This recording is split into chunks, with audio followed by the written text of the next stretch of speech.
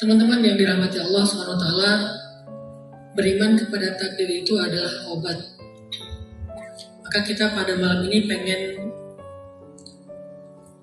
belajar gimana caranya menyembuhkan luka di dalam hati kita lewat takdir. Pengen belajar gimana cara rilis dengan cara iman kepada takdir. Pengen belajar untuk bisa dapat syarhus sadar, lapang dada. Lapang dada itu artinya kita masih bisa nyaman, lega walaupun ada masalah. Jadi nggak gampang sesek gitu.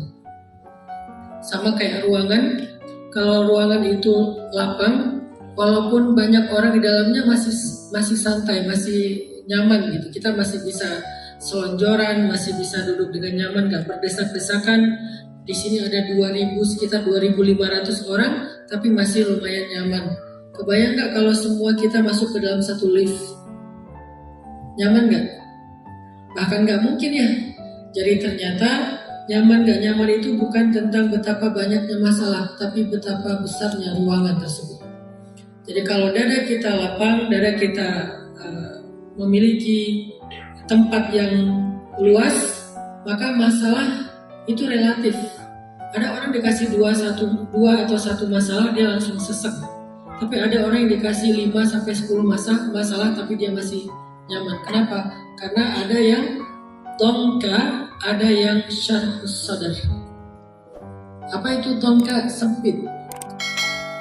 Maka kami akan berikan kepada mereka kehidupan yang sempit. Terus apa itu syarhus sadar? Syarhus sadar itu orang yang memiliki lapang dada, sehingga dia masih tetap bisa nyaman walaupun banyak beban. Dan tahukah kita apa obat untuk memiliki lapang dada? Membersihkan hati, rilis, bisa mengobati trauma masa lalu, bisa menghindari rasa cemas atau kayak anxiety disorder, rasa cemas yang membuat kita nggak nyaman. Apa obatnya? Apa penyembuhnya? Ternyata penyembuhnya adalah al-imanu bil qadar, beriman kepada takdir. Dan malam ini kita pengen belajar gimana cara beriman kepada takdir yang bisa mengobati luka di hati kita. Gimana cara beriman kepada takdir yang bisa menyembuhkan mental kita? Gimana menjadikan iman kepada takdir sebagai terapi mental health issue atau mental problem? Dengan beragam variannya. Gimana cara kita membangun sebuah afirmasi positif terhadap diri kita dengan iman kepada takdir? Makanya Nabi SAW bersabda dalam hadis riwayat Tabrani, al-imanu bil qada'i wal qadar yuzilul hamma wal hazan. Beriman kepada takdir akan menghilangkan rasa sedih dan rasa khawatir. Beriman kepada takdir dapat menghilangkan rasa luka, trauma, marah, kecewa, apalagi sedih tentang masa lalu, dan juga bisa menghilangkan dan menyembuhkan rasa khawatir, rasa cemas, rasa bingung, rasa takut, rasa putus asa, pengen nyerah. Itu semuanya bisa disembuhkan dengan makin baiknya iman kita kepada takdir. Dan itulah alasan kenapa beriman kepada takdir penting. Bahkan saking pentingnya dia menjadi salah satu dari 6 rukun iman. Saking pentingnya beriman kepada takdir, di antara semua cabang-cabang keimanan ada lebih daripada 70 cabang keimanan. Tapi yang masuk dalam 6 rukun, arti rukun itu adalah tonggak-tonggaknya, artinya tiang-tiangnya, fondasinya. Nggak akan terbangun sebuah bangunan tanpa fondasi dan tiang itu cuma ada 6. Dan salah satu dari 6 itu adalah al-imanu bil qada'i wal qadar, beriman kepada takdir. Sepenting itu beriman kepada takdir. Dan apa dampaknya, outputnya dalam kehidupan kita sehari-hari? Kan kita nggak pengen belajar agama cuma jadi wawasan dan teori. Kan kita pengen belajar agama biar jadi apa? Biar jadi life hacks kan? Biar jadi cara hidup, biar jadi lifestyle, biar jadi gaya hidup. Saya lebih suka pakai istilah life hacks karena dia lebih konkret. Bukan hanya sekedar sesuatu yang sifatnya hiburan ataupun ya pelengkap lah. Benar-benar cara, tekniknya gimana? Apa hubungannya antara iman kepada takdir dengan life hacks kehidupan kita? Ternyata kata Nabi, manfaat dari iman kepada takdir itu menjadi obat. Obat apa? Obat hati, obat jiwa, obat mental. Dari penyakit apa? Mental itu cuma 2 penyakitnya. Satu alham, yang kedua al-hazan. Satu adalah terluka, marah, kecewa, sakit, trauma. Dan yang kedua adalah al-hazan, cemas, khawatir, takut, dan seterusnya.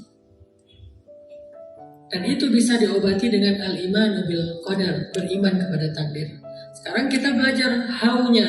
Gimana cara kita beriman kepada takdir supaya dia bisa mengobati luka di hati kita. Semua kita pernah terluka, pernah kecewa. Ada yang kecewanya sembuh sehari, ada yang kecewanya sembuh sebulan. Ada yang kecewanya sembuh setahun. Ada yang sampai hari ini belum bisa menyembuhkan kecewanya. Ada yang rasa takutnya membuat dia gak berani merencanakan. Ada rasa khawatirnya membuat dia gak berani melangkah. Ada yang rasa khawatirnya bahkan membuat dia gak berani berharap. Ada yang rasa cemas dan khawatirnya membuat dia gak berani lagi membuka hati. Karena dia trauma, pernah disakiti. Gimana menyembuhkan semua itu? Karena itu gak nyaman dalam hidup kita.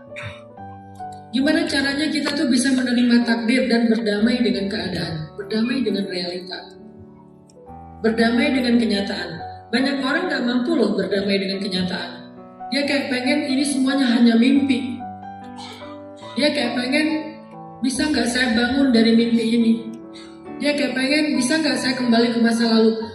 Ada orang yang punya penyesalan, saking menyesalnya dia tuh terus berpikir bisa nggak waktu itu diulang, bisa nggak saya balik lagi ke masa lalu, bisa nggak saya mengulangi kejadian itu supaya saya tidak melakukan kesalahan yang sama, saya nggak bisa maafin diri saya sendiri. Itu semuanya umum, itu semuanya rasa sedih dan rasa khawatir yang luar biasa, mengganggu banget dalam hidup kita, membuat hubungan nggak nyaman, membuat rumah tangga nggak harmonis, membuat pekerjaan nggak maksimal, membuat plan, rencana-rencana masa depan kita tuh jadi kayak tanggung. Semuanya terganggu oleh 2 penyakit mental, alham wal hazan.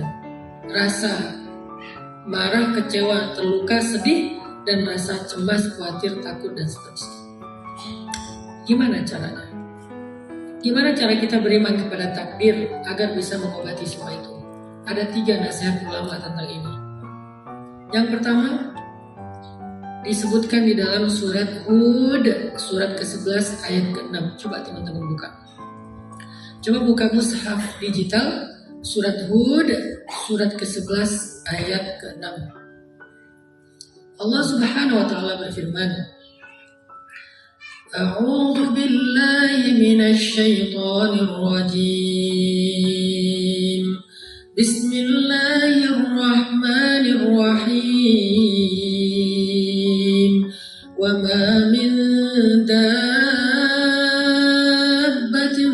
fil ardi illa 'ala Allahi rizquha wa ya'lamu mustaqarraha wa mustawda'aha kullun fi kitabim mubin.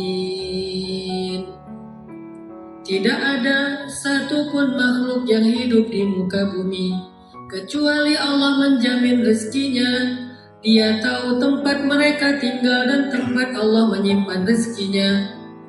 Semuanya tercatat dengan jelas di dalam kitab Lauhil Mahfuz. Itu adalah cara pertama kita beriman kepada takdir. Apa caranya? Belajar meyakini hidup kita itu sudah direncanakan dengan baik oleh Allah Subhanahu wa taala.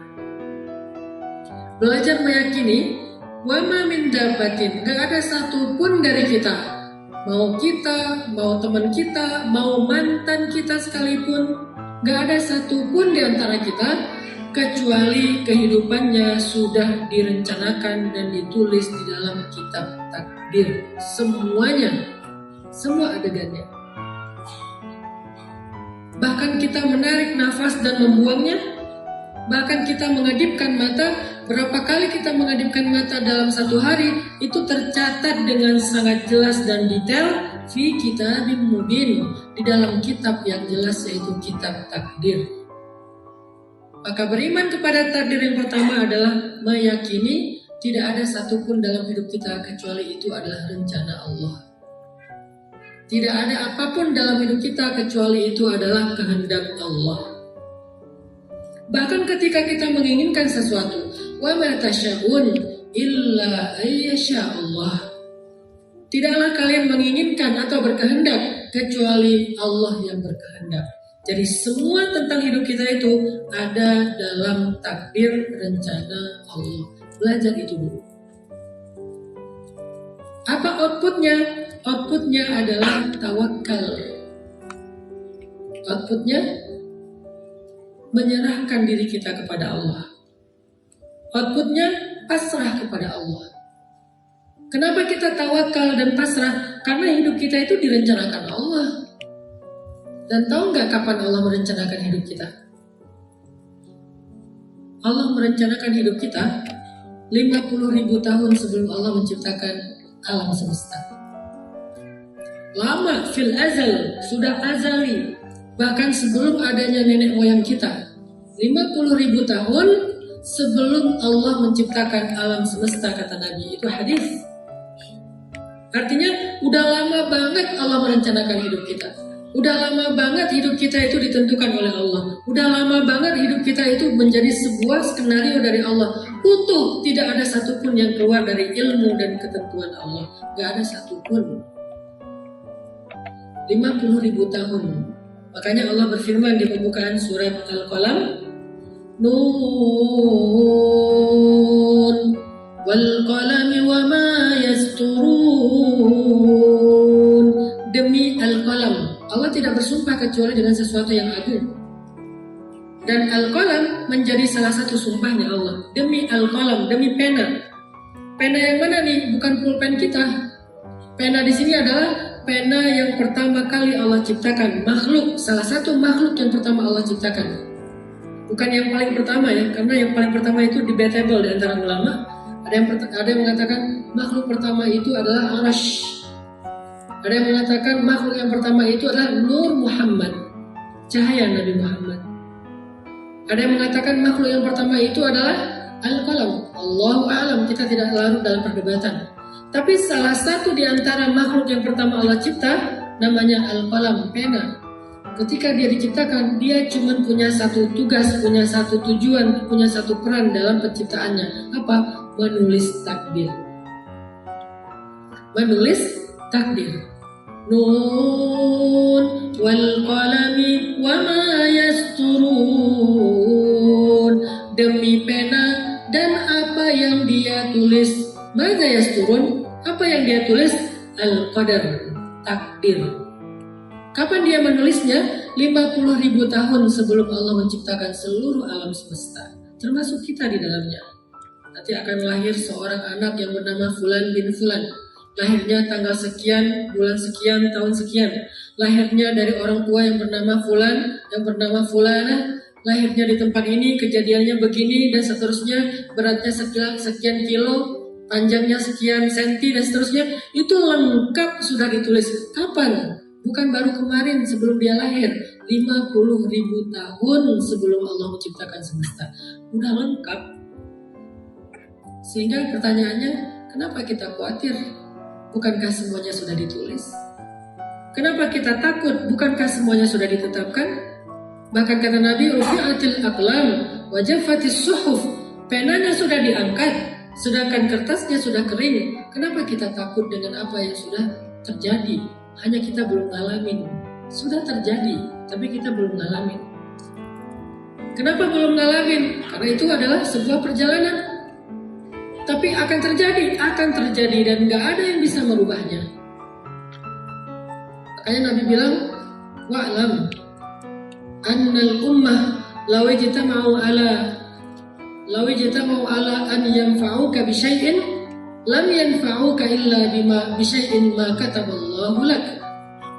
Ketahuilah, kata Nabi kepada Ibnu Abbas, kalau semua manusia berkumpul pengen menolong kamu, dari sebuah bencana, mereka tidak akan bisa menolong kamu kecuali dengan apa yang Allah takdirkan bagimu. Dan sebaliknya, annal ummah law ijtama'u ala an yadurruka bisyai' lan yadurruka illa bisyai'in ma kataballahu 'alaik. Kalau semuanya berkumpul pengen menyusahkan kamu, mencelakai kamu, mereka nggak bisa mencelakai kamu kecuali dengan takdir yang sudah Allah tetapkan atasmu. Pena sudah diangkat, kertas dengan tintanya sudah mengering. Jadi artinya nggak ada yang bisa berubah. Lalu kenapa kita berkeluh kesah? Kenapa kita menyesali apa yang terjadi? Kenapa kita nggak bisa memaafkan? Kenapa kita nggak bisa berdamai dengan kenyataan? Kenapa kita nggak bisa menyerahkan aja masa depan kita kepada yang Maha Tahu? Toh udah ditulis juga. Ini poin pertama tentang takdir. Tapi saya nggak mau kita berhenti di poin pertama ya, karena nanti jadinya agak keliru, karena parsial jadinya. Nanti akhirnya nggak mau ikhtiar, nggak mau ngapa-ngapain. Itu hasil poin pertama doang tuh. Makanya harus diimbangi dengan poin kedua dan poin ketiga. Ada 3 nasihat tuh. Pegangan kita tiga-tiganya, nggak boleh salah satunya. Harus komprehensif, nggak boleh parsial. Apa maksudnya? Pertama, kalau kita pengen belajar beriman kepada takdir, belajarlah dulu meyakini semua ini adalah kehendak Allah. Semua ini adalah rencana Allah. Semua ini adalah ketetapan Allah. Nggak ada satupun yang enggak. Dan Allah itu, atau takdir itu unik. Takdir itu unik. Apa kata Allah di surat Hud ayat ke-6 tadi? Wa ya'lamu mustaqarraha wa mustawda'aha. Allah menjamin rezeki semua hambanya, dan Allah tahu di mana tempat tinggalnya dan di mana letak rezekinya. Di mana uniknya Ustadz? Unik, coba perhatikan dan renungkan. Allah mentakdirkan kucing itu suka ikan, tapi kucing nggak bisa menyelam. Allah mentakdirkan ikan itu suka cacing, tapi ikan nggak bisa keluar dari air. Di mana kucing tinggal? Di darat. Mustaqarraha di darat. Di mana makanannya? Di air. Mustawda'aha di air. Di mana tempat tinggal ikan? Mustaqarraha di air. Di mana makanannya, yaitu cacing, di dalam tanah. Mustawda'aha di dalam tanah. Tetapi semua itu mudah bagi Allah. Itulah uniknya takdir. Kalau kita bawa dalam kehidupan kita sehari-hari, misalnya tentang bab rezeki, di mana kita tinggal? Mustaqarraha, mungkin di rumah. Di mana rezeki kita? Mungkin ada di luar negeri. Bagaimana caranya? Akhirnya kita jualan online. Akhirnya kita misalnya tiba-tiba dapat pekerjaan dari luar negeri, terus kita ke luar negeri, dan seterusnya. Banyak cara. La tas'al kaif. Jangan tanya gimana, Allah punya banyak cara. Inna dzalika 'alallahi yasir. Mudah banget buat Allah. Walaupun mustaqarrahanya dengan mustawda'ahanya, tempat tinggal kita dengan letak rezeki kita itu berjauhan. Bahkan kadang-kadang kayak nggak mungkin, nggak make sense gitu buat ketemu. Sering kayak gitu. Saya pernah dulu, waktu tahun 2010 lah kurang lebih ya, saya ngajak anak-anak untuk liburan, jalan-jalan lah ceritanya. Saya bilang ke anak-anak, kita mau jalan-jalan kemana nih hari Minggu? Kata anak-anak, ya udah Bah, kita lihat itu aja Bah, ke Jam Matahari.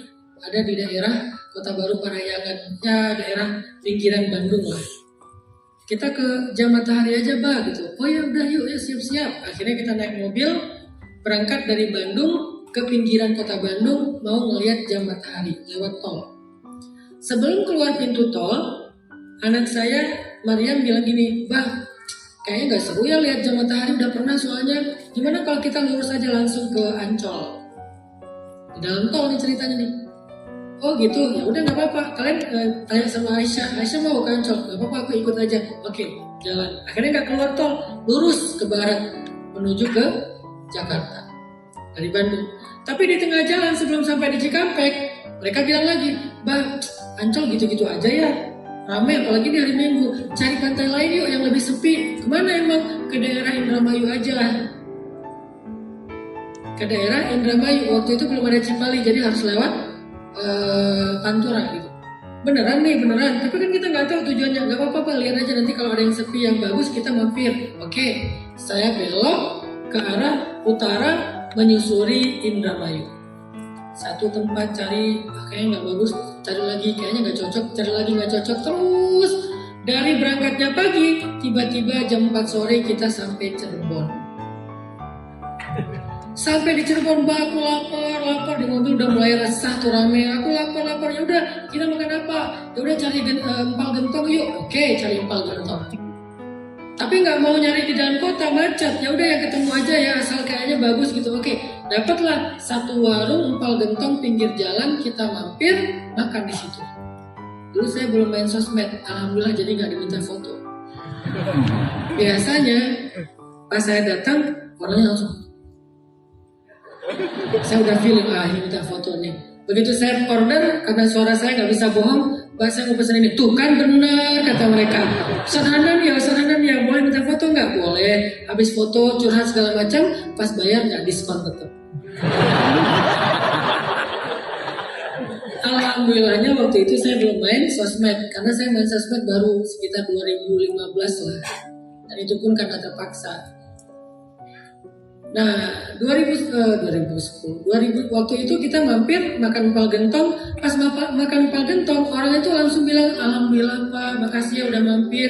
Kenapa Mas? Soalnya dari pagi nggak ada yang mampir di warung saya.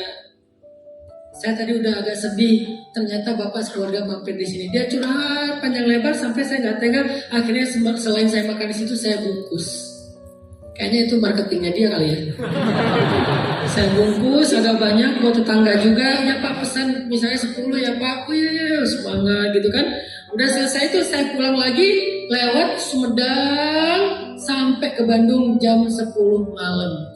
Kebayang gak saya berangkat pagi-pagi hanya untuk Allah hantarkan rezeki kepada pemilik warung empal gentong di Cirebon. Gara-gara asbab saya nyasar.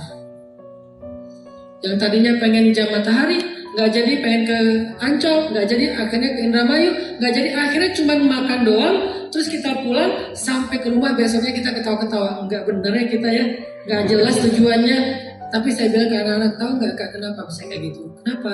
Mungkin dia doanya bagus, Allah hantarkan kita untuk ngasih dia rezeki, dengan kita belanja empal gentong yang lumayan banyak, dan itulah cara Allah ngasih rezeki kepada hambanya. Oh gitu ya Pak. Namanya Ustadz ya, di rumah juga ceramah.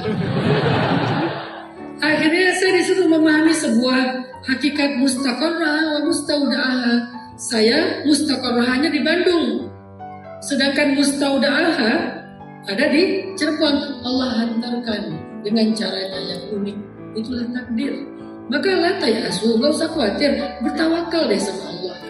Sehingga Allah berfirman dalam sebuah analogi di surat Al-Mulk, awalam yarau ila at-tayri fawqahum saffatin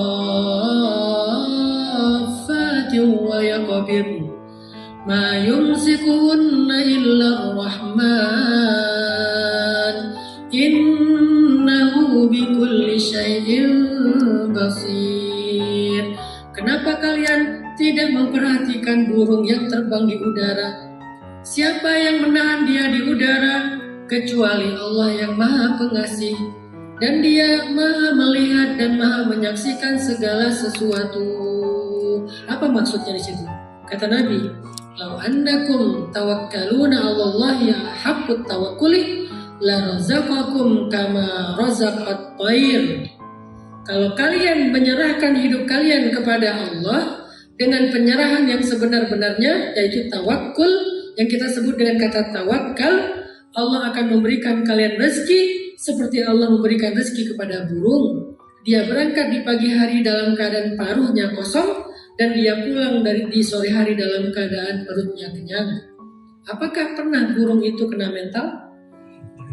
Akhirnya bikin sharing circle, ada konselornya, burung lagi, aku butuh rilis, kenapa? Banyak banget beban hidup aku gak jelas pekerjaannya, aku setiap pagi tuh bingung, aku hari ini akan makan apa, kayaknya aku depresi deh, kata burung. Oh ya udah, coba angkat, tarik nafas dulu, yuk kita afirmasi positif dulu sih. Burung stres gak dengan hidupnya yang gak jelas gitu? Uncertainty, sangat gak menentu hidupnya. Stres gak? Enggak. Kenapa? Itulah hati burung. Sehingga hati burung menjadi sebuah simbol dalam agama, yaitu simbol tawakal. Diistilahkan dengan hati burung. simbol tawakal. Dia nggak punya pekerjaan tetap. Mana ada burung pekerjaan tetap yang 9 to 5? Mana ada burung office hour? Ya. Mana ada burung deadline? Nggak ada. Dia mah pokoknya pagi keluar aja. Dia kembangkan dan katupkan sayapnya tanpa jelas arahnya kemana. Tapi dia yakin Allah lebih tahu kemana. Pokoknya dia kembangkan, katupkan sayap. Ikhtiarnya segitu aja. Kenapa dia nggak jelas? Karena mustauda'aha, yang tahu Allah di mana letak rezekinya cuma Allah yang tahu. Tapi dia tenang. Sehingga akhirnya dia muter dengan tawakal Allah yang mengarahkan sayapnya sampai dia pulang dalam keadaan kenyang, kemudian memberi makan anaknya, lalu tidur nyenyak. Gak ada kulkas di rumah burung. Kenapa saya bilang kulkas? Karena kulkas bagi kita penting untuk menyimpan makanan supaya besok ada bekal. Kita menyimpannya di kulkas, kita menyimpannya di bank, kita menyimpannya dalam bentuk aset, investasi. Masih khawatir. Burung gak menyimpan sebutir benih pun di rumahnya. Semuanya habis dimakan hari itu, ya udah tidur. Besok gimana? Ya Allah. Itu namanya hati burung. Kenapa burung bisa kayak gitu? Dia percaya kepada hakikat satu dari takdir. Hakikat takdir adalah semuanya Allah yang atur. Semuanya Allah yang rencanakan. Dan burung sangat beriman dengan itu. Kita aja yang kurang beriman, makanya bermasalah. Burung yakin banget dengan itu secara fitrah ya. Kalau manusia kan mukallaf ya. Kalau burung kan tidak mukallaf. Apa itu mukallaf? Mukallaf itu dibebankan pilihan. Mau gini atau gitu, itu namanya mukallaf. Kalau burung ghairu mukallaf. Anak bayi, anak kecil yang belum balik ghairu mukallaf. Justru karena mereka ghairu mukallaf, nggak dikasih pilihan, mereka ditaskhir, mereka dipaksa untuk ikut kepada sunnatullah dengan fitrahnya, dengan instingnya, akhirnya hidup mereka itu tenang. Burung nggak pernah, aku hari ini nggak terbang ya, kenapa? Semalam aku insomnia, overthinking. Nggak ada burung kayak gitu. Ya udah, kamu istirahat dulu aja, jangan dipaksa. Aduh, ya udah. Terus temennya nanya ke burung, kencana yo. Aku nggak apa-apa kok, tapi kayak aku butuh istirahat, aku butuh rilis, aku pengen healing deh. Healing kemana burung? Healingnya kalau aku sih kayaknya masuk ke air. Ya nggak gitu kan? Kenapa hidupnya kayak aku nggak apa-apa, aku rapopo, abdi tenanawan, aku nggak masalah. Kenapa bisa kayak gitu? La ba'sa kalau bahasa Arabnya. Kenapa? Karena mereka punya tawakul dari hakikat takdir. Semua udah diatur sama Allah. Enak banget hidupnya. Gak pernah burung kecewa sama temennya. Itu tetangga itu kemarin dapat rezekinya banyak banget. Pulang ke rumah tuh saya lihat perutnya buncit loh. Pernah nggak burung gosip tetangga? Enggak. Kenapa nggak pernah gosip tetangga? Karena kita nggak ngerti. Bisa aja, iya sih. Kita aja nggak ngerti. Sok-sok tahu aja kita. Tapi saya percaya dengan sebuah sunnatullah, burung tuh nggak ada gosip, nggak ada lambe burung tuh nggak ada. Lambe itu cuma kita doang. Jadi burung nggak ada acara gosip terus anak-anak burung. Pak itu siapa sih? Tetangga kita yang kemarin ngambil rezekinya papa. Oh, nggak ada kayak gitu. Kenapa? Hidupnya tenang banget. Makanya Nabi bilang belajar deh dari hati burung. Mereka memahami hakikat satu, hakikat pertama dari takdir. Allahi rizquha, Allah yang menjamin rezekinya. Gak apa-apa kita nggak tahu di mana, tapi Allah tahu kan. Makanya wa ya'lamu mustaqarraha wa mustaudaha. Siapa yang tahu Allah? Allah tahu di mana kita, Allah tahu di mana rezeki kita. Allah tahu di mana kita, Allah tahu di mana jodoh kita. Jadi nggak apa-apa kita nggak tahu juga siapa jodoh kita, kapan, gimana orangnya, seberapa tingginya, 3,5 meter atau 1,5 meter. Ya Allah lebih tahu. Pokoknya udah tenang aja, nggak akan ketukar sama sekali, nggak akan ketukar. Tadi dengarkan cerita, tadi baru di-spill dikit ceritanya lebih dahsyat dari itu sih Ustadz Agam. Gimana beliau ketemu dengan jodohnya yang sebetulnya ada di sebelahnya. Nyari-nyari sampai saya dikira calon jodohnya. Apakah dia? Padahal berewokan. Ternyata jodohnya ada di sebelahnya, di pondok yang sama, yang dia sering cabut, mabal, main game. Jodohnya ada di situ juga. Nggak akan ketukar. Walaupun Ustadz Agam melanglang buana, ya baliknya ke situ juga. Orang 50.000 tahun lalu udah dicatat kayak gitu. Agam, ini jodoh kamu di sini nih. Karena kita nggak tahu di mana ya. Di situ nggak akan ketukar. Walaupun salah satu dari mereka itu mungkin punya banyak teman, kita tertarik bagi banyak orang, menjadi favorit bagi banyak orang, nggak usah khawatir, nggak akan ketukar. Jadi jangan takut bahwa jodoh kita ke bawah orang lain gara-gara kita nggak mau pacaran. Enggak. Gara-gara saya nggak pacaran nih, akhirnya yang itu hilang, yang itu jadi sama teman, yang ini hilang. Saya akhirnya sendiri aja. Kenapa kamu sendiri? Saya terlalu istiqomah. Nggak mungkin ketukar gara-gara terlalu istiqomah. Kenapa? 50.000 tahun yang lalu loh, bukan baru kemarin. Kalau baru kemarin bisa aja salah catat. 50.000 tahun yang lalu, belum diciptain juga, udah ditentukan. Jadi nggak akan ketukar, nggak usah khawatir. Kita lagi dekat sama seseorang, udah terlanjur memberikan hati. Jadinya sama teman curhat kita. Jangan terlalu kecewa. Boleh agak sedih. Ustaz, boleh nangis nggak? Menangislah. Nangis aja, nggak apa-apa. Kan kau juga. Jadi ya nggak apa-apa, namanya juga manusia, nangis-nangis aja. Tapi jangan berputus asa. Oke, dia jadi sama teman saya, bilang gini, qadarullah, itulah takdir Allah. Memang dia itu jadinya sama teman saya aja yang overacting. Harusnya saya nggak dekat sama dia, tapi nggak apa-apa. Lah basah, qadarullah, udah takdir Allah. Terima. Tapi kalau kita nggak percaya dengan takdir, saya nyesal curhat sama dia, akhirnya dia banyak tahu.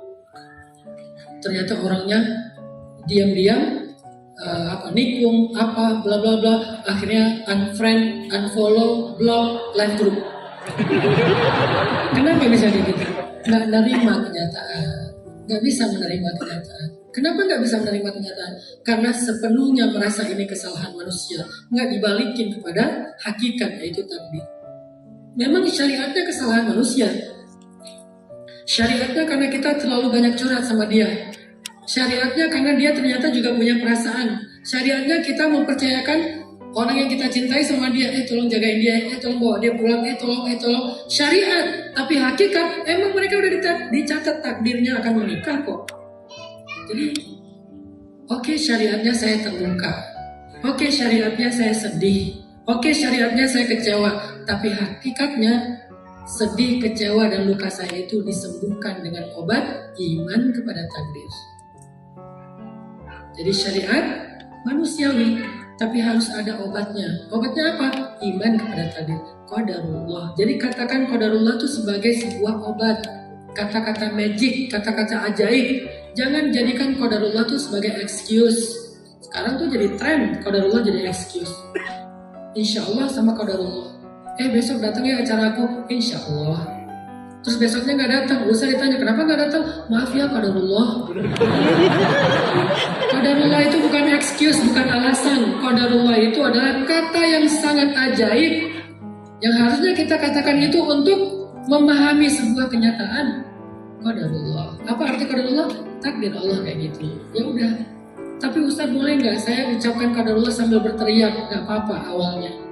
Boleh nggak usah saya ucapkan qadarullah sambil di bawah bantal? Gak apa-apa awalnya. Boleh nggak Ustaz saya katakan qadarullah sambil menangis sesebukan? Gak apa-apa awalnya. Boleh nggak Ustaz saya katakan qadarullah sambil masuk ke dalam air, saya teriak di dalam air sekencang mungkin? Gak apa-apa awalnya. Yang penting katakan aja qadarullah. Sampai nanti di level kita bisa mengatakannya sambil melihat ke langit dengan tenang. Qadarullah. Itu indah banget. Jika terjadi sesuatu, qadarullah. Itu keren banget, itu hamba terbaik tuh. Allah suka banget sama hamba kayak gitu. Tapi kita kan harus exercise. Bahasa tasawufnya harus riyadhah. Gak bisa sekaligus sampai di level itu. Harus diulangi lagi. Kejadian kecil, qadarullah. Kejadian yang lebih besar, qadarullah. Lama-lama kita udah sampai di level qadarullah. Jadi berserah sama Allah. Nerima kenyataan, pasrah, ikhlas. Itu tuh hasil pertama dari beriman kepada takdir. Gak harus semuanya jelas di awal. Memang misterius bagian yang unik soalnya. Tapi kita tenang. Rezeki gak jelas, unik. Jodoh gak jelas, unik. Semuanya serba gak jelas. Tadi uncertainty, semuanya serba misterius. Emang kayak gitu, takdir tuh bekerja dalam kemisteriusan. Takdir itu bekerja dalam banyak hal-hal yang kita anggap tuh nggak jelas gitu. Tapi kejelasan kita ada satu pegangannya. Gimana biar jelas?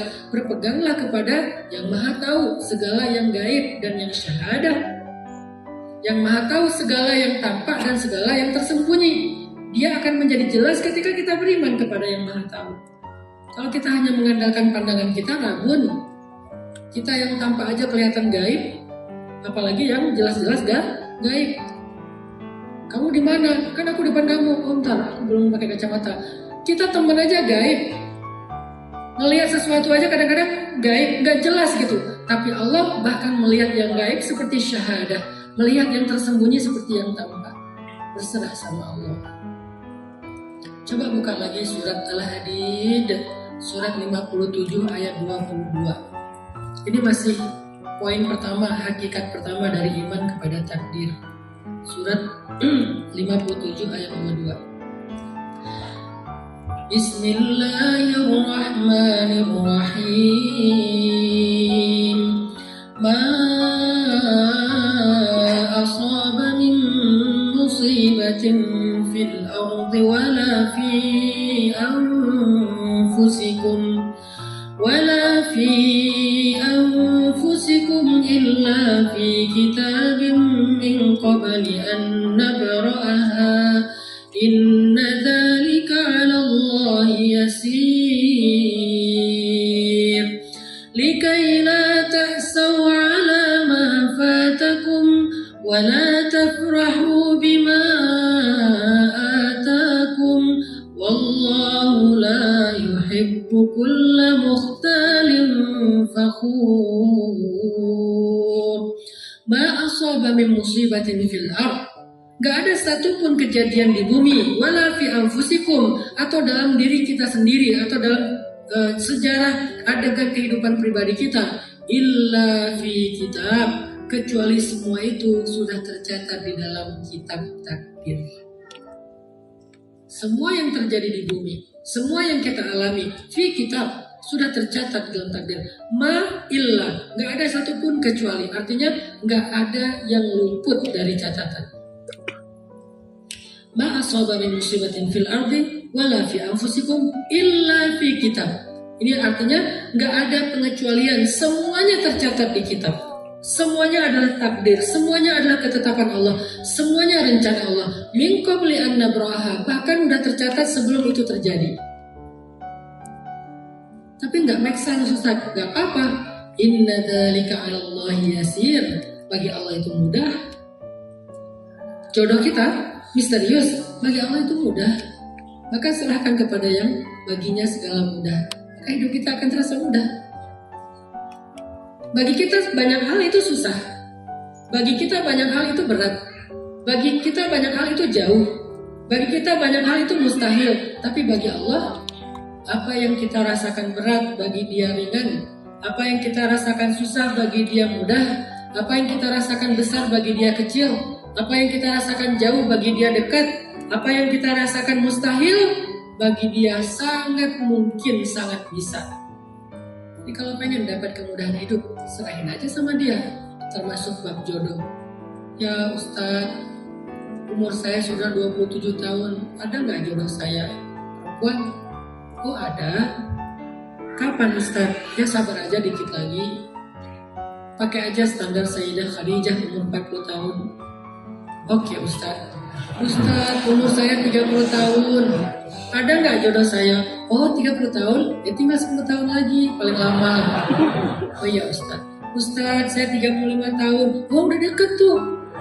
Ustaz, saya 39 tahun. Wah tinggal setahun lagi. Ustaz, saya udah 45 tahun. Loh kok kelewat? Artinya ada, tenang aja, misterius ya.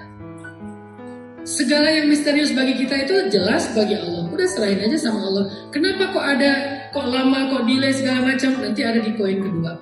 Yang penting sekarang kita yakin dulu bahwa semua itu ada di tangan Allah. Maka bergantunglah kepada Allah. Kalau udah terjadi, jangan bilang seandainya. Katakan saja takdir Allah begitu. Jangan berandai-andai. Kata Nabi, janganlah kalian membuka pintu syaitan dengan mengatakan lau. Jikalau, seandainya, Akhirnya kita kayak seolah-olah menyesali yang udah terjadi dan berandai-andai agar bisa mengulanginya lagi.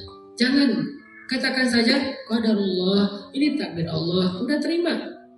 Itu baik sekali untuk kesehatan mental kita.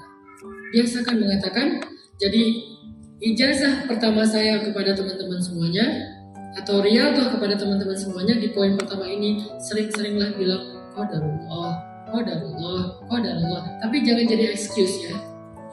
Cukup untuk kita dengan Allah, bukan untuk mencari alasan kepada orang lain. Qadarullah, qadarullah apa? Qadarullah saya nggak lulus. Qadarullah saya nggak keterima pekerjaan. Qadarullah saya belum jadi menikah. Ada yang hari hanya nggak jadi menikah. Kan nggak mudah menerima kenyataan itu kan? Bagaimana cara dia berdamai dengan kenyataan itu? Qadarullah, memang ini takdir Allah. Ini poin pertama, penting banget. Tapi jangan berhenti di situ. Gak ada satupun yang terjadi dalam kehidupan kita kecuali takdir Allah. Bahkan Nabi bilang kayak gini, la yu'minu 'abdun hatta ya'lama anna ma asabahu lam yakun liyukhti'ah wa anna ma akhta'ahu lam yakun liyusibah. Gak beriman seseorang sampai dia meyakini dan menyadari apa yang Allah takdirkan menimpanya tidak akan mungkin luput darinya, apa yang Allah takdirkan luput darinya tidak mungkin menimpanya. Itulah iman kepada takdir. Apa yang Allah takdirkan menjadi rezeki kita gak akan ketukar masuk ke kantong orang lain. Apa yang Allah takdirkan menjadi rezeki orang lain gak akan ketukar masuk ke kantong kita walaupun sebutir padi, walaupun sebutir zarrah, gak akan ketukar. Jadi kenapa kita harus dengki dengan orang lain? Kenapa kita harus menghalangi orang lain? Kenapa kita harus menjelek-jelekan orang lain? Kenapa kita berkompetisi dengan cara yang tidak sehat? Bukankah rezeki tidak akan ketukar? Itu hakikat iman kepada takdir yang pertama. Apa yang menimpa kita gak mungkin luput dari kita. Sebutir sawi pun, sebiji sawi pun gak akan ketukar. Dan apa yang menjadi hak orang lain gak akan juga sampai ke kantong kita. Sebiji sawi pun, walaupun kita udah jungkir balik mengikhtiarkannya, gak akan ketukar. Begitu juga jodoh, gak akan ketukar. Itu hakikat dari iman, teman-teman. Indah banget orang kalau bisa hidup dengan hakikat ini.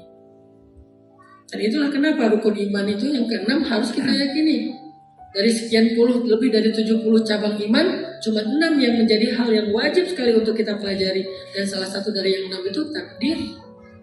Indah banget hidup kita kalau kita meyakini qadarullah, qadarullah. Hilang sendal, qadarullah. Hilang motor, qadarullah. Hilang, cukup deh, lebih dari itu berat sih.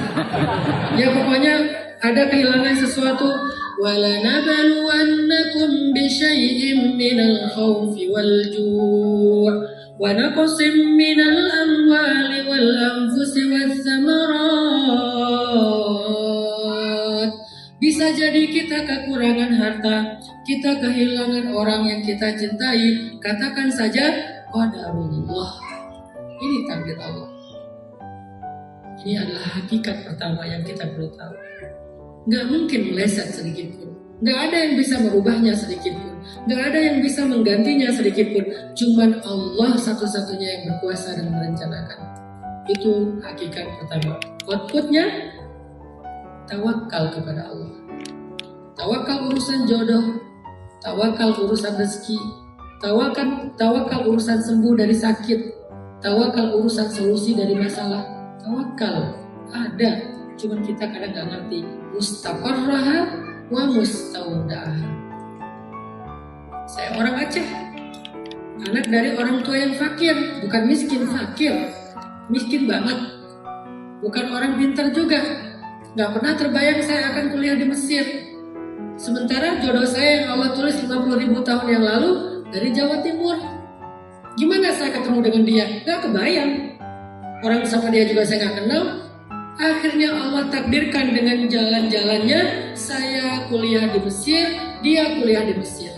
Jurusannya sama, tapi beda tempat karena di Mesir itu tidak disamakan, nggak disatukan laki-laki dan perempuan. Jadi kita beda kampus, nggak pernah kenal, beda organisasi, beda kekeluargaan. Dia kekeluargaan mahasiswa Jawa Timur, saya kekeluargaan mahasiswa Aceh.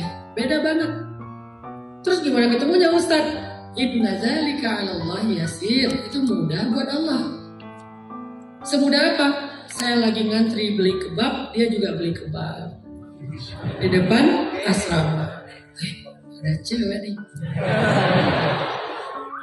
Pas saya ngambil kebab udah beres, saya sengaja ngambil punya dia. Saya pergi aja, mas, itu punya saya. Enggak, ini punya saya. Enggak, itu punya saya, ini punya mas. Kan punya mas sama saya sama aja. Akhirnya berlanjut sampai ke pelaminan. Pokoknya singkat aja deh, nggak usah panjang-panjang, nanti kebuka banyak rahasia. Intinya sesederhana itu. Nikahnya di mana Ustadz? Nikahnya di Masjidil Haram. Setelah selesai ibadah haji. Gimana caranya? Mertua saya pas tahun itu pas haji, saya juga pas tahun itu pas jadi petugas haji. Padahal untuk jadi petugas haji itu digilir di Al-Azhar dan nggak mudah dapatnya karena jatahnya kecil, tapi yang minat banyak. Kuotanya kecil sekali. Orang Aceh waktu itu kuotanya cuma 5, tapi yang pengen itu ada 200-an orang. Dicari, diundi. Undian pertama keluar nama orang lain. Undian kedua nama orang lain. Saya udah pasrah aja. Saya bilang ke calon istri saya waktu itu, kalau saya nggak jadi petugas haji, kita nggak jadi nikah ya. Karena saya nggak punya modal, sama sekali nggak punya modal. Modal besar apa? Doa dan mau aja. Agak nekat saya mau. Kenapa nekat? Hati burung.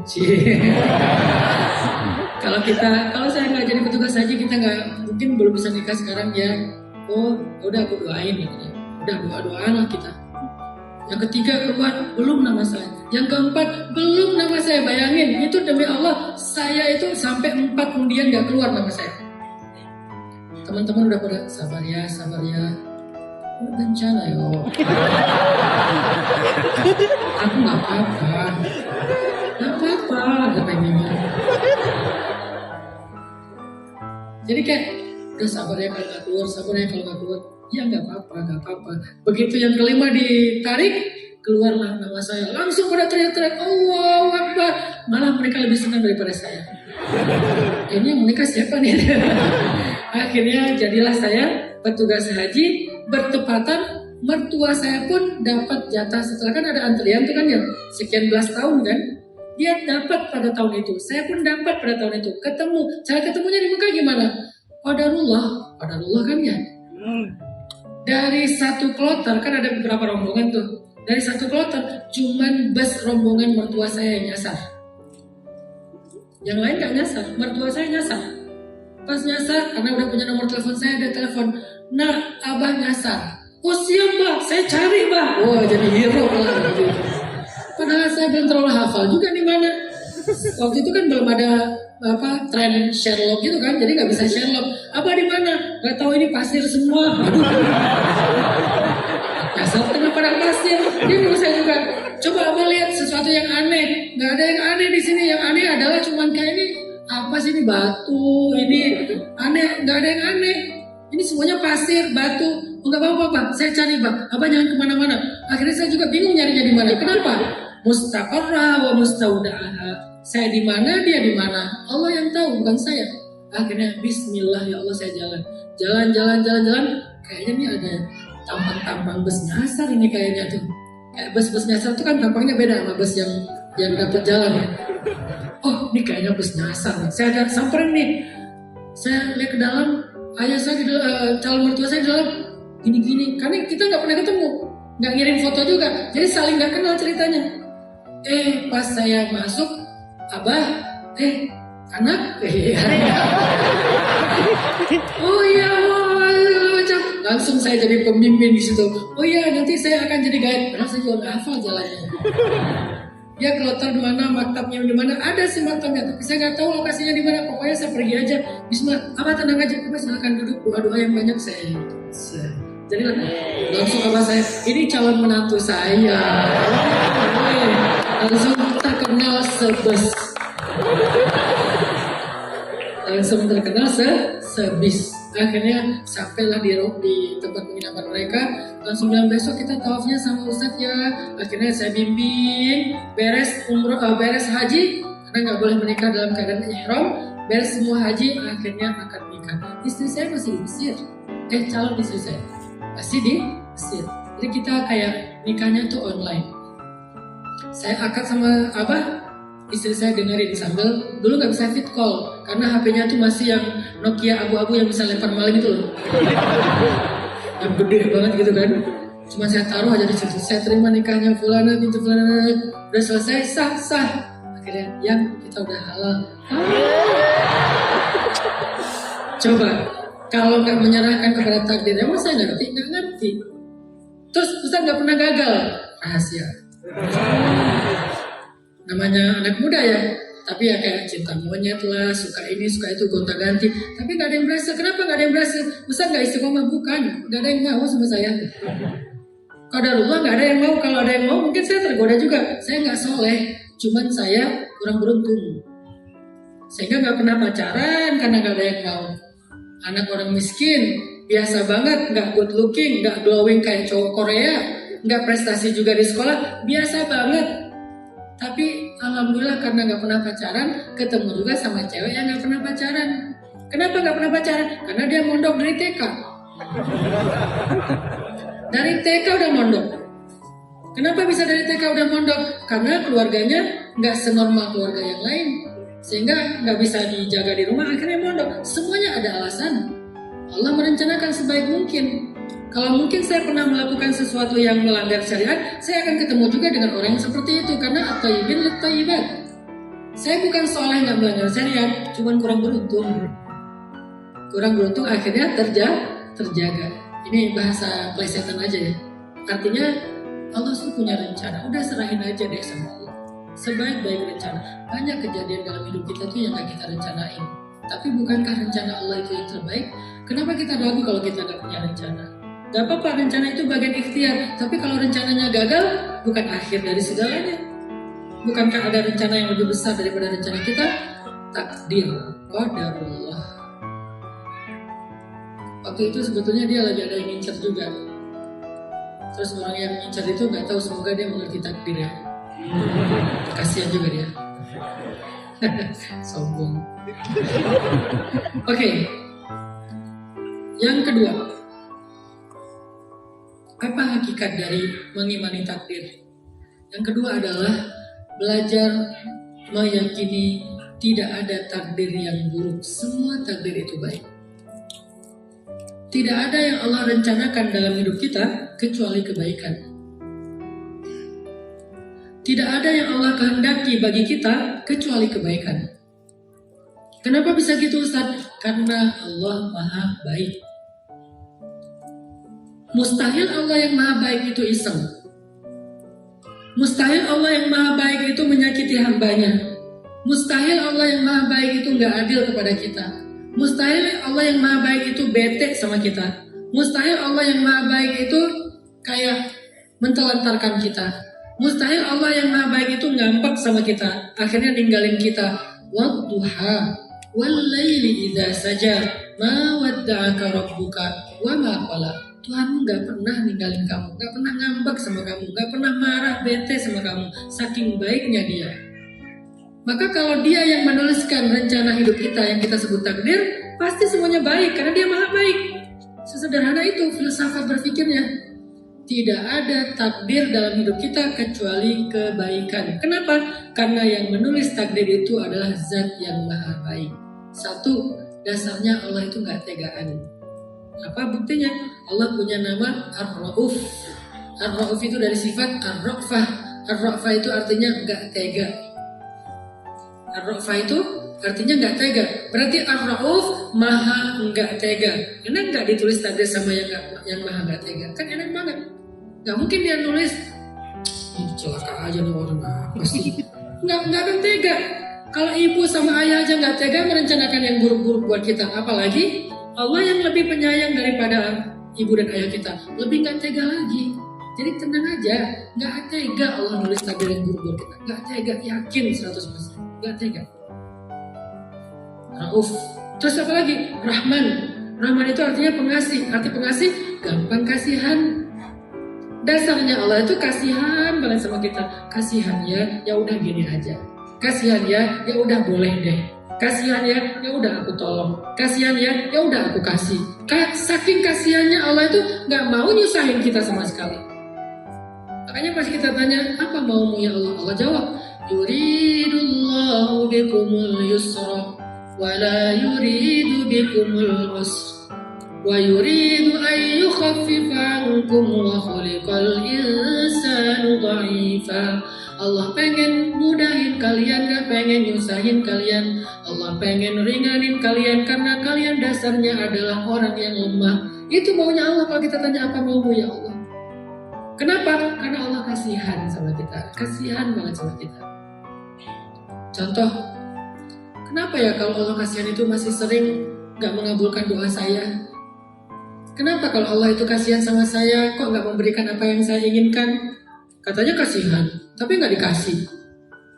Kok tega Allah gak kasih apa yang saya inginkan? Allah jawab di Al-Baqarah 219. Wa asa an takrahu syai'an wa huwa khairul lakum wa asa an tuhibbu syai'an wa huwa syarrul lakum wallahu ya'lamu wa antum la ta'lamun. Bisa jadi kalian benci sesuatu padahal itu baik untuk kalian, dan bisa jadi kalian menyukai sesuatu padahal itu buruk untuk kalian. Allah lebih tahu sedangkan kalian tidak tahu. Itu alasan kenapa Allah gak selalu mengabulkan doa kita persis seperti yang kita inginkan, karena Allah kasihan sama kita. Jadi jangan bilang Allah tega, jahat, gak adil, gak dengar doa saya. Enggak, justru karena Allah kasihan, Allah gak mengabulkan. Gak mengabulkan seperti yang kita inginkan, tetapi dikabulkan lebih baik dari yang kita inginkan. Kok bisa gitu? Karena Allah lebih tahu mana yang baik, mana yang gak baik buat kita. Contohnya apa Ustaz? Contohnya saya dengan anak saya. Dan pasti banyak ayah ibu yang kayak gitu sama anaknya. Anak saya yang kecil, Ertuğrul, ajak jajan. Biasanya kalau saya pulang dari luar kota, aku mau jajan bang. Ya udah, anterin ke minimarket, jajan aja.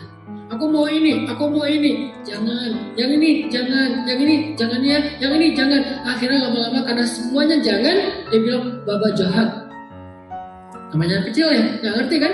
Baba jahat. Pas dia bilang jahat gitu, saya berlutut, saya jongkok biar sejajar sama dia, saya ngomong. Tahu nggak kenapa Baba larang? Coba nih lihat nih, sini. Saya ambil salah satu produk yang dia pengen saya larang, coba baca di sini. Aku kan nggak bisa baca. Oh iya, udah Baba yang bacain. Ini tuh ada pemanis buatan, bukan gula, namanya aspartam. Nanti otak Ade itu kalau banyak minum aspartam itu nanti ada yang rusak di otak Ade. Nanti jaringannya tuh rusak. Jaringan apa? Maksudnya itu rusak. Nanti Ade tuh kalau ditanya sama orang tuh jawabnya bingung gitu. Saya kasih contoh ya. Masa Ade mau nggak di sekolah itu? Nggak mau. Makanya mau nggak kalau kayak gitu minumnya aspartam? Nggak mau. Ntar aku jadi diajarin, difahamkan. Oh gitu ya. Yang ini ada pecimnya. Nanti juga sama. Ada itu suka lupa. Kamu siapa? Ini kan baba kamu. Oh ya lupa. Kadang-kadang kebanyakan pecin. Mau nggak lupa sama baba? Enggak. Akhirnya nggak mau. Setelah sekian ganti-ganti produk, terus yang boleh yang mana? Saya tunjukin yang ini boleh. Ya udah 2 ya. Ya udah boleh 2. 3 ding. Ya udah 3. Akhirnya ngambil. Baba baik. Belum aja. Kenapa? Akhirnya dia paham. Akhirnya dia bisa mengerti karena dia dipahamkan.